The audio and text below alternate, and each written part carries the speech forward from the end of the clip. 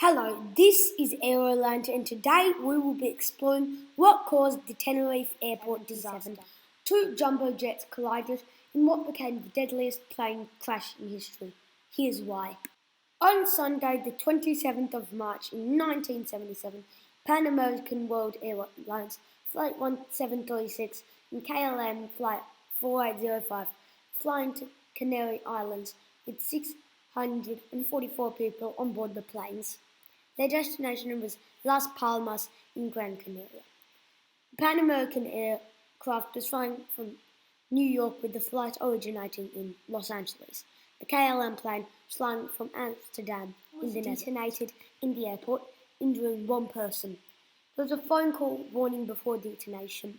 Soon after, a second bomb was planted in the airport with the second phone call warning. The authorities decided to close the airport until it was determined to be safe. All incoming flights were diverted to Los Rodeos Airport on the island of Tenerife, including both Pan Am Flight 1736 and KLM 4805, both who hadn't landed yet. KLM Flight 4805 landed first in Los Rodeos Airport, taxied off the only runway and parked on the one major taxiway. Pan Am Flight 1736 landed next and parked right behind the KLM jet. Three other large diverted flights landed minutes later, parking behind the Pan Am Flight 1736. Captain Jacob Van Zanten, the highly experienced KLM training captain, asked the airport if he could let his passengers go to the terminal. The airport tower said yes. Captain Victor Grubbs, the Pan Am captain, asked the same thing. The tower said no, but allowed the passengers to go into the aircraft were informed that Gran Canaria Airport had reopened.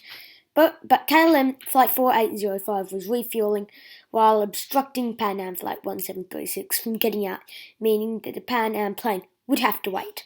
About half an hour later, at 5 p.m, the KLM plane was instructed to taxi down the runway, do a 180-degree turn and await takeoff. The Pan Am plane was told to taxi down the runway after the KLM aircraft and exit on the third exit. The tower couldn't see the planes and the planes couldn't see each other. The KLM plane had reached the end of the runway by the time the Pan Am was approaching the third exit. It is known that the Pan Am pilots identified the first two exits, but whether the aircraft saw the third exit is completely unknown. They then planned to take the fourth exit. The KLM pilots were, at this point, getting ATC clearance. One of the words stated was takeoff, although it had nothing to do with actually taking off. The pilots of KLM Flight 4805 pushed to full throttle. "Okay, report when ready. I will call you."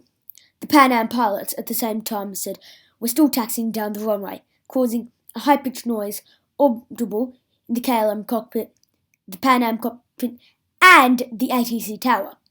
The KLM pilots could only hear "okay," but the KLM first officer heard a bit of the Pan Am's message and asked, "Is he not clear?" The captain asked, "What do you say?" The first officer repeated the question. The captain replied, "Oh yes." On hearing this, the first officer thrust the aircraft into V1, meaning the crew could no longer reject the takeoff. KLM pilots pulled the nose up so hard that the rear of the aircraft hit the ground and caused a severe tail strike for about 3 seconds before the plane took off. The nose cleared the Pan Am, but an engine struck the Pan Am upper deck and a wing destroyed the tail.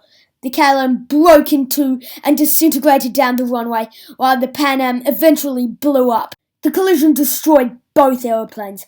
Out of the 248 people on KLM Flight 4805, no one survived. Miraculously, there were 61 survivors on Pan Am Flight 1736. The death toll for both aircraft equaled 583, making it the worst plane crash in history. The crash was blamed on pilot error for Captain Van Zanten's part. The investigation highlighted the hissing noise or heterodyne just before takeoff. Thank you for watching today. I hope you have enjoyed the video. Don't forget to like, subscribe, and hit the notification button.